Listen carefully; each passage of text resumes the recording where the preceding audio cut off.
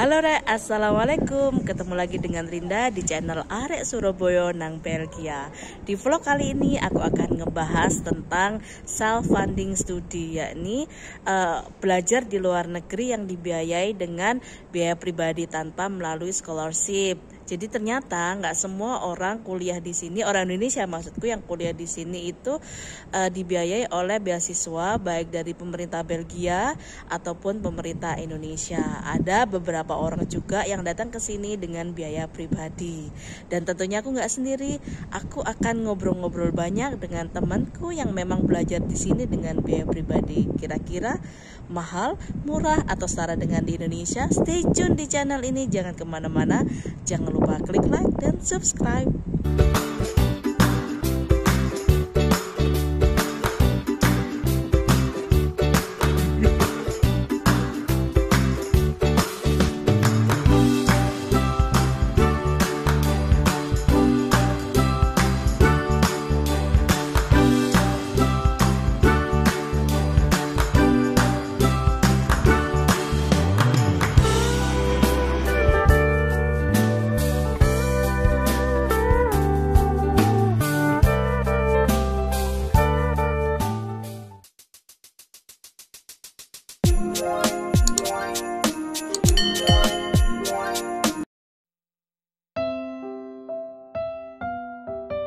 Nah, aku sekarang sudah sama Cia.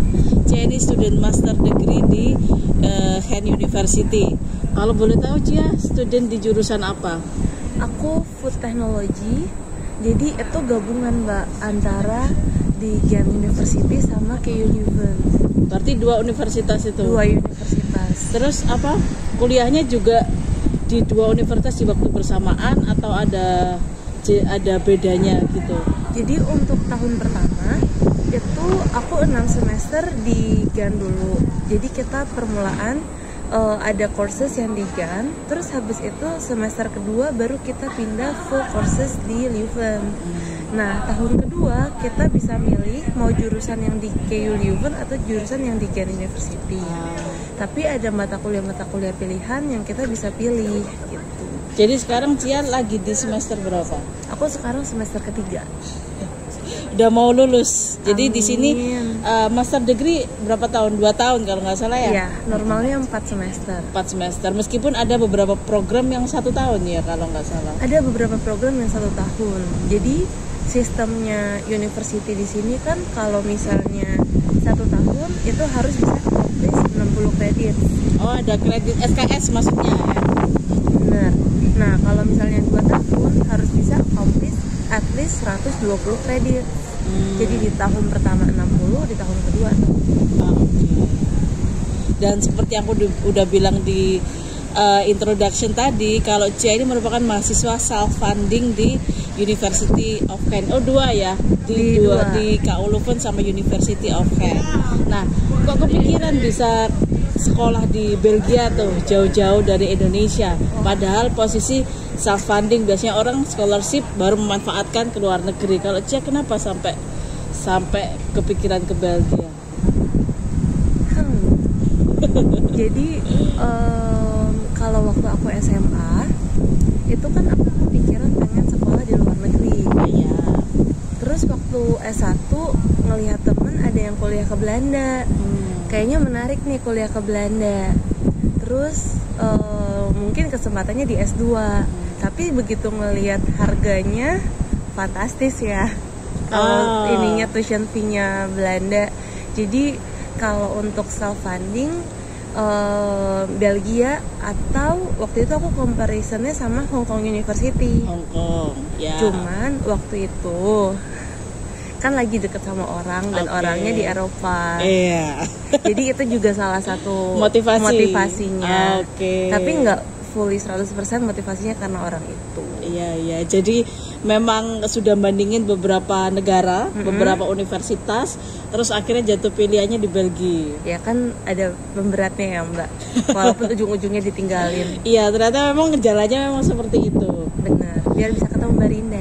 Alhamdulillah. Ini Cia ini master degree tapi kita beberapa kali tuh kerja bareng ya, ambil student job bareng. Nah, untuk masalah self funding lagi Cia, seberapa mahal sih biaya pendidikan di Belgia, di sinilah di tempat universitas dia belajar dibanding sama Indo? Apakah lebih murah, lebih mahal? Kok apa cuma crazy rich aja yang bisa datang ke sini? Wah, ini biaya pendidikan belum biaya hidup nih. Iya, biaya pendidikan ya. Kalau aku bandingin sama UKT aku waktu S1, kan aku UKT S1 tuh kayak SPP ya? SPP. Aku kan di UGM, jadi sistemnya pakai UKT. Oke, kuliah, uang kuliah.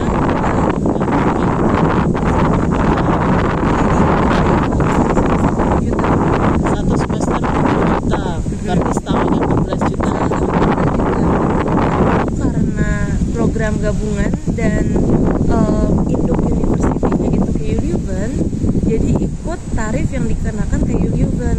Kebetulan program aku juga dapat subsidi dari pemerintahan Flanders. Oke. Jadi uang kuliah aku tuh sekitar 1.000 euro. 1.000 euro di awal, apa per semester? Per tahun. Per tahun 1.000 euro. Per tahun 1.000 euro. Oke. Jadi kalau misalnya di convert rate sekarang, rate dulu deh, rate yang kemarin waktu aku berangkat itu kan sekitar 15 jutaan. Berarti 15 jutaan. 15 juta rupiah. Untuk 1 tahun master. Ya, soal tahun lalu euro sama dolar hampir sama ya. Nah, jadi cuma selisih 1 juta Mbak sama Sama? S1 aku. S1 kan aku 4 juta, 14 juta. 14 juta. Ini S2 15 juta. Di sini. Tapi pernah aku sendiri pengalaman S2 di Indonesia waktu itu tahun berapa ya? 2016 itu ya sekitar itu satu semesternya itu waktu itu masih murah 4 juta apa 10 juta ya. Lupa aku. Tapi memang Jauh kebanyakan loh, Mbak, 4 juta sama 10 juta. itulah kalau nggak salah sekarang sudah 10 juta, zamanku masih 4 juta. Tapi kayaknya setiap semester memang ada perubahan ini kan, biaya pendidikan kan. Tahun ini naik jadi 1.100. Oke. Tapi melihat dengan bagaimana mereka provide kita, terus habis itu dengan kenaikan harga listrik sekarang dan lain-lain, mungkin ya wajar sih Mbak, kan heater nyala terus ya. Karena tahun lalu kan gara-gara ada insiden perang Ukraina Rusia itu ya, betul. jadi ada inflasi, nggak cuman harga-harga barang aja yang naik di supermarket, tapi ternyata biaya SPP pendidikan juga naik. Bener, pertama kali aku berangkat tuh cuma sekitar 900-an. Iya, aku kemarin tuh 900. Iya. 900 itu di awal saat masuk sama mau lulus. Kalau kan programnya 4 tahun, jadi hanya di awal sama di akhir. Kalau Cia kan juga sebenarnya di awal di akhir juga. Di akhir, cuman karena tahun kedua. Karena 2 tahun, jadinya kehitungnya kayak setiap tahun. Betul. Berarti sekarang Cia bayar setiap tahun itu 1.000 ya? Tahun ini hampir 1.100. Tahun lalu sekitar 900-an hampir 1.000. Ada biaya daftar ulang, uang gedung, sumbangan atau apapun? Enggak. Itu ada. Hanya satu kali itu selesai. Oke. Buku-buku nggak disuruh beli atau apa biaya tambahan, bener-bener nggak ada lab? Biasanya kan nge-lab ada. Ini tips and trick buat yang mau self funding. Cari senior, minta buku-bukunya dari senior, jadi nggak perlu beli. Emang ada bukunya buku paket atau buku apa maksudnya? Buku paket. Jadi ada beberapa course yang dia itu nggak ngasih soft file untuk bukunya. Jadi kita PowerPoint ada, tapi kan tidak selengkap di buku. Baik, belajar betulan ya. Jadi bukunya kayak 20 euro gitu. Oke. Buku paket memang. Buku paket. Masih ada ya. Aku masih dulu ada. S2 itu masih all about PowerPoint. Mungkin beberapa ini aku juga kerja sebagai dosen di Indonesia, kebanyakan student hanya belajar PowerPoint. Dimana sebenarnya PowerPoint betul nggak lengkap. Jadi even di sini S2 pun mereka masih pakai buku paket, buku literatur ya. Tapi buku paketnya itu yang nulis dosennya. Oke. Jadi dosennya udah nge-review, jadi dia ngerangkumin apa aja yang menurut dia penting untuk kita ketahui di program kita. Jurnal-jurnal juga. Jurnal ada beberapa course yang kita pakainya jurnal. Jadi jurnal ilmiah gitu. Kayak bikin laporan, bikin tugas. Gitu. Di proses perkuliahannya tuh, itu tetap ada. Kalau sistemnya di aku di PhD lebih banyak kerja. Jadi aku banyakan ya kayak ngantor gitu aja, datang penelitian di lab, di lapangan, nge-lab di kandang, nulis, presentasi, begitu aja setiap sampai 4 tahun seperti itu. Tapi ada juga yang kayak kuliah sedikit-sedikit. Nah, kalau S2 di sini sendiri gimana? Apa sistem kerjanya, sistem pendidikannya? Oke. Kalau tahun pertama itu kita ada praktikum di lab, beberapa course. Terus habis itu ada juga tugas yang kayak untuk case study gitu. Jadi contoh dikasih materi nih sama dosennya. Habis itu berdasarkan materi ini, coba kamu kembangin ke produk yang kamu pilih. Oke, food tech ya? Food tech, karena kan aku food technology. Jadi bener-bener produk makanan nih spesifik? Produk makanan, karena itu mata kuliah food marketing dan food processing. Nah, terus habis itu kalau untuk food, ini jadi menjelaskan program aku nggak? Santai aja, singkat aja. Kalau kayak food micro, siapa tahu banyak yang tertarik kan anak food tech. Ya, ayo datang. Promosi program. Iya, promosi program. Kalau untuk food micro itu kita dikasih jurnal, terus ditanya dengan masalah seperti ini, apa ini yang biasanya bisa dilakukan untuk mendeteksi mikroorganisme ini? Apa yang mau kamu usulkan? Metode yang kayak gimana? Gitu. Lebih spesifik ya? Lebih spesifik, tapi menarik buat aku. Bener-bener ada kuliah, tugas, begitu Capek terus. sih tapi ya. Ujiannya setiap semester? Ujiannya tiap semester.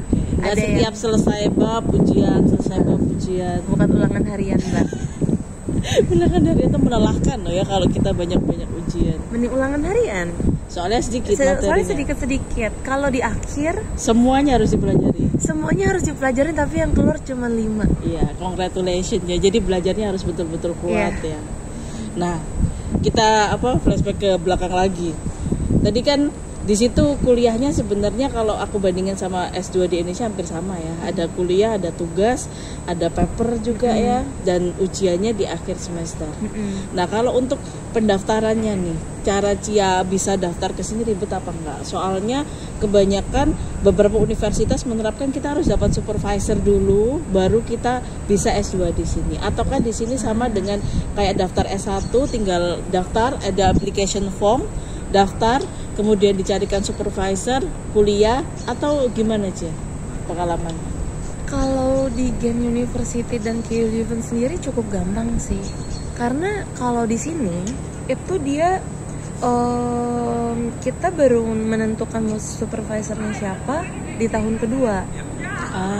Jadi waktu tahun pertama kita bener-bener kayak anak sekolahan yang datang untuk kelas dan belajar.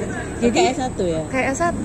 Jadi kita dikasih cuman yang penting dokumennya lengkap, terus habis itu disubmit dan daftar. Bahkan seingat aku nggak bayar biaya pendaftaran. Pakai application form? Pakai application form di websitenya. Kalau aku di websitenya KU Leuven.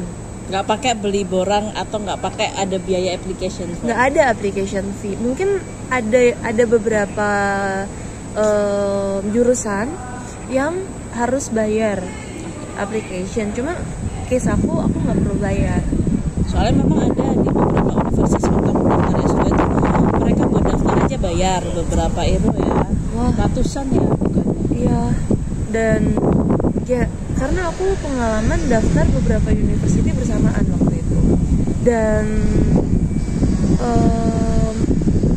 Gen University dan KU Leuven ini termasuk salah satu yang paling gampang. Tinggal submit, kalau ada yang kurang dia email, kita resubmit, kelar. Kayak aku waktu itu juga daftar di Helsinki. Di sana aku harus kirim Mbak dokumen yang terlegalisir dari Indonesia. Fisik? Fisik. Oh my god, bukan online? Bukan online. Oke. Kalau di KU Leuven, aku cuma minta pihak tata usahanya UGM atau bagian akademika untuk kirim email soft file yang terlegalisir, dan jadi itu menandakan bahwa aku beneran student di situ. Legalisir dari universitas. Legalisir dari university dan emailnya langsung dari university tanpa aku. Jelas diterjemahkan kan? Jelas. Ijazah dan transkrip aku 2 versi soal. Ya. Sekarang beberapa universitas sudah mulai menerapkan hal yang sama. Sangat. Terus apa? Dari pendaftarannya cukup mudah, udah dijelasin Cia tadi pendaftarannya cukup mudah. udah. Terus pertanyaan yang juga selalu ditanyakan adalah pakai bahasa, harus kan berbahasa Inggris yang bagus kayak TOEFL berapa atau IELTS berapa di awal pendaftaran nih. Pakai ngirim bahasa Inggris. Ada bukti TOEFL atau IELTS? Seingat aku Di zamannya Cia. Soalnya bisa berubah. Jadi kalau kalian mau daftar persyaratannya cek di website resminya ya. Tiap seingat tahun aku bisa berbeda. sekitar 6. Tapi oke lah enggak. Maksudnya karena di sini kan kita semua kelasnya berbahasa Inggris. Ya. Jadi wajar harusnya kalau misalnya mereka mensyaratkan kita bisa at least mengerti IELTS bahasa Inggris. IELTS kayaknya 6. Dan ketika ujian kita juga harus menulis atau berbicara dengan bahasa Inggris kan. Jadi itu adalah salah satu syarat yang wajar untuk kuliah di luar negeri. Dan IELTS dan TOEFL. mereka bukan, kalau kadang-kadang di US kan requirement-nya 7,5 tuh, di sini Ya. nggak setinggi itu. Fun fact ya, dulu 2018-19 waktu aku daftar itu nggak pakai IELTS. Wah, Betul-betul nggak pakai IELTS. IELTS-ku cukup untuk daftar di luar negeri di beberapa universitas itu sesuai dengan persyaratan mereka, tapi ternyata di sini nggak pakai IELTS. Jadi aku setelah supervisor, kalau S3 kan harus supervisor, jadi daftar, terus daftar aja sudah dapat. A few moments later. Tadi ada angin, jadi kita lanjutin lagi. Tadi sampai mana aja? sampai nggak pakai IELTS waktu Iya, nggak kesini. pakai IELTS. Jadi aku nggak pakai IELTS. Terus aku dapat LOE. Tapi Pak suami daftar 2 bulan setelah aku, pokoknya setelah selesai karena persyaratannya karena harus cari supervisor yang berbeda. Kita beda jurusan dan itu sudah mulai pakai IELTS. Nah itulah kenapa aku bilang kita nggak bisa matok suatu persyaratan dari teman atau dari kakak tingkat itu buat pengalaman, tapi pastikan kalian kalau mau daftar harus cek website resminya dan persyaratan yang terbaru. Even kalian sudah lihat dan nyiapin saat ini, waktu mau submit cek lagi, siapa tahu berubah. Bener. Kan sayang sudah nyiapin lama ternyata berubah dan waktu udah nggak ada, itu sayang banget. Jadi pastikan kalian selalu update persyaratannya. Nah, Cia kan kuliah di KU Leuven sama di HEN. Memang programnya di 2 universitas itu. Nanti waktu lulus, apakah dapat 2 degree dari 2 universitas sama-sama master KU Leuven, disebutnya sebagai master KU Leuven dan master HEN, atau salah satu? Jadi di ijazah kita langsung dari Inter University Program, KU Leuven dan Ghent University. Bukan dapat 2 ijazah ya? Bukan dapat 2 ijazah. Dan kita juga sebagai alumni KU Leuven dan Ghent University. Student card aku juga 2. Berarti 1 ijazah, tapi dijelaskan bahwa program ini diselenggarakan oleh 2 universitas. Benar. Oke, baik Cia. Nah, sekarang ini yang biasanya paling mahal, bahkan lebih mahal dari biaya pendidikan, biaya hidup.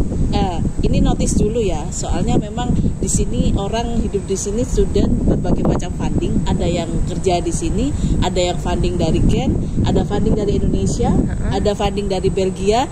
Jelas karena jumlah fundingnya berbeda, biaya hidup mereka juga berbeda. Jadi nggak bisa disamaratakan, tergantung biaya lifestyle orang juga. Kalau untuk Cia sendiri, kira-kira berapa yang dibutuhkan untuk 1 bulan untuk biaya hidup? Kadang mama Indonesia itu banyak yang ingin sekali anaknya sekolah di sini, mereka harus menghitung kira-kira harus nyiapin berapa nih setiap bulan buat anaknya. Kalau nyiapin, yang paling gampang untuk self funding adalah menggunakan block account. Sistem Untuk visa juga. apply visa Oke. dan perpanjang permit. Jadi block account sendiri mereka menghitung kita butuh minimal 950 euro per bulan. Jadi dalam 1 tahun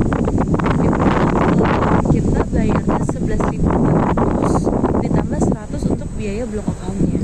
11.400 euro Plus ditambah 100 euro untuk biaya block account. block account tuh ada biayanya. Jadi biasa kirim 11.500 Mbak. Terus yang 100 kan yang 1.400 itu dikembalikan setiap bulan. Setiap bulan 950 masuk. Tapi kalau yang 100 itu untuk pihak universitinya.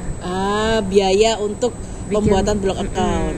Terus setelah blog account itu dibayarkan sebenarnya bukan dibayarkan ya, lebih ke dititipkan. Dititipin. Jadi ibaratnya kita ngasih blog account itu kayak orang tua aku nitipin ke university nih, buat uang saku anak gua. Jadi kayak tinggal dikasih tiap bulannya gitu. Nah, cukup atau enggaknya itu tergantung beberapa hal. Yang pertama dari rent dulu.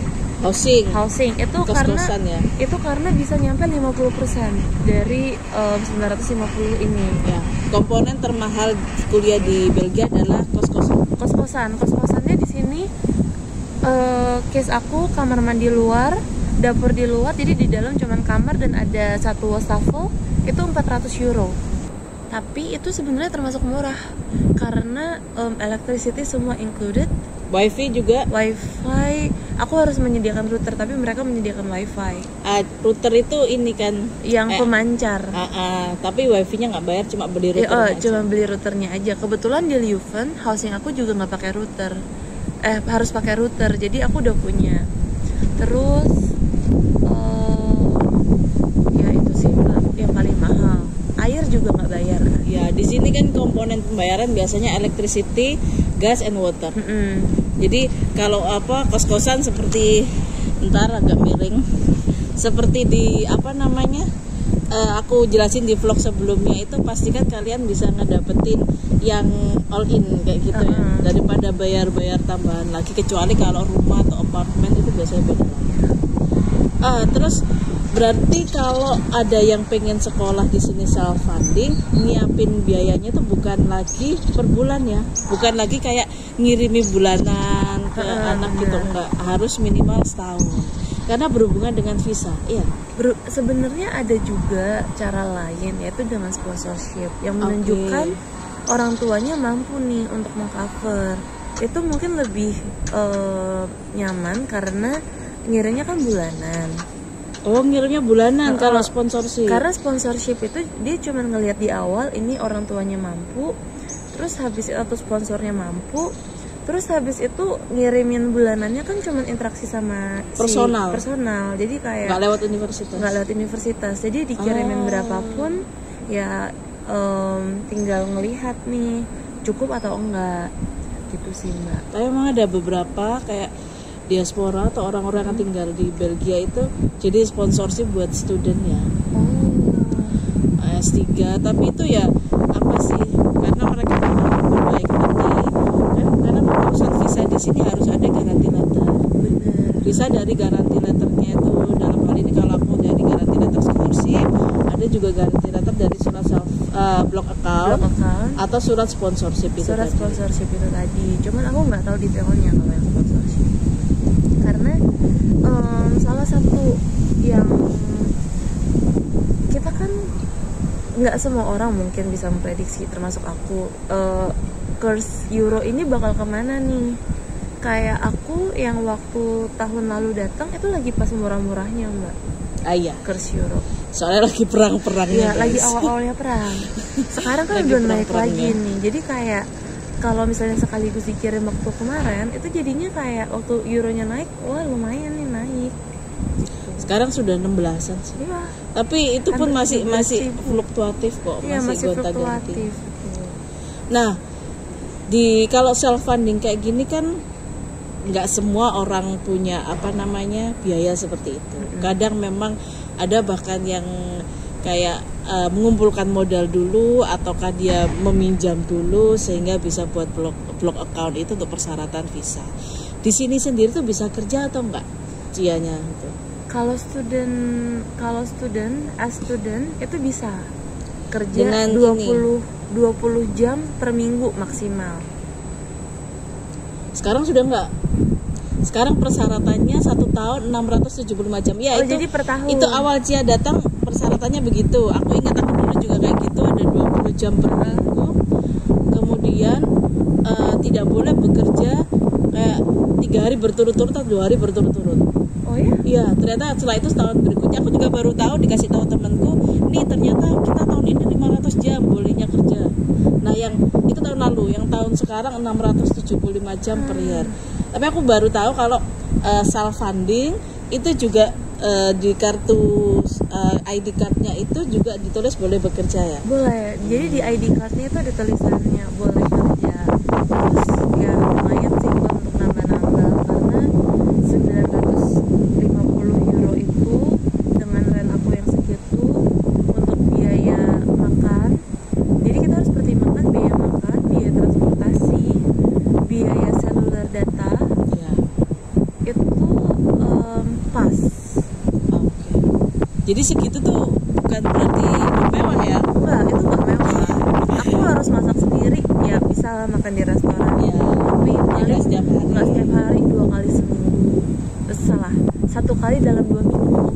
Oke. Jadi ya hanya sesekali dan special occasion.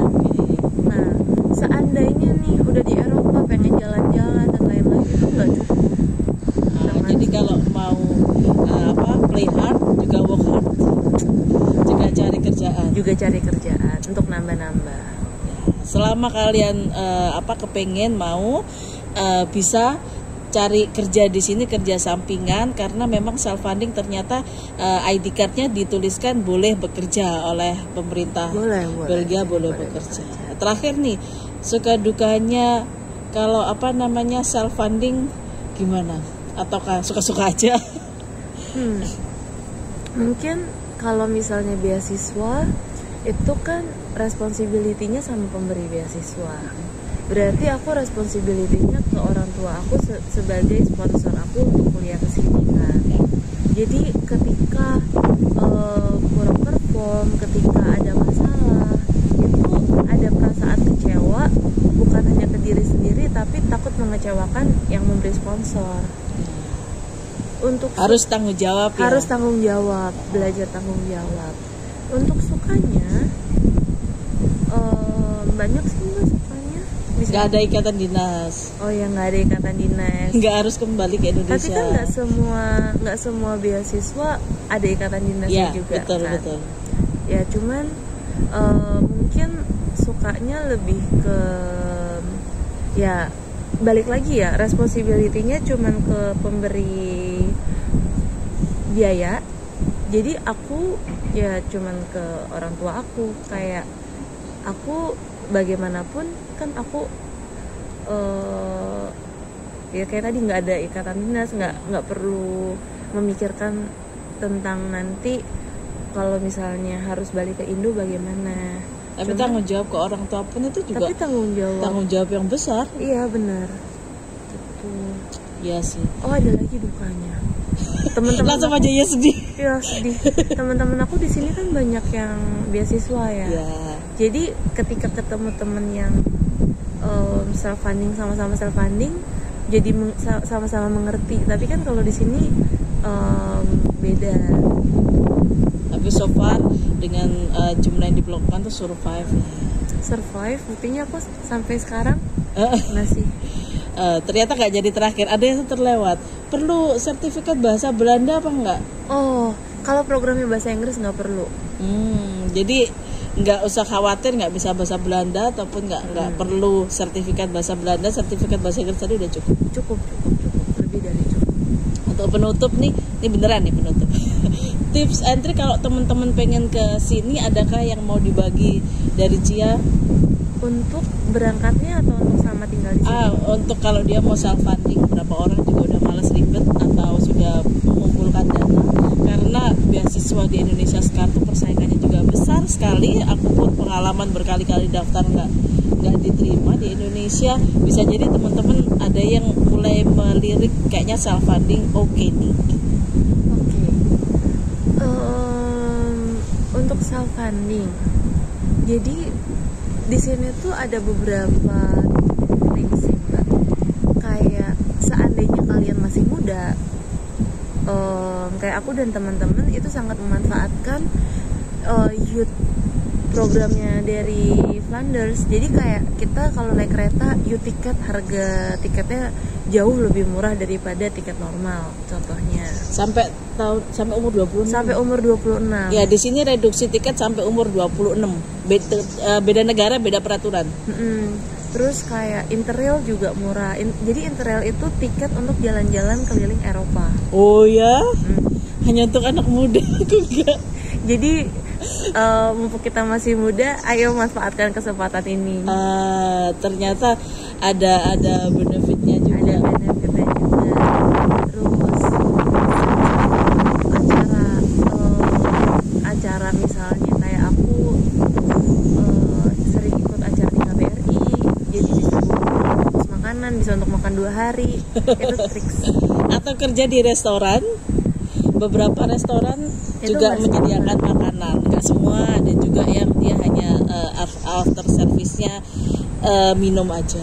Tapi kalau tempat kita berdua kerja, kebetulan hampir setiap selesai serving kita makan bersama Dan bungkus.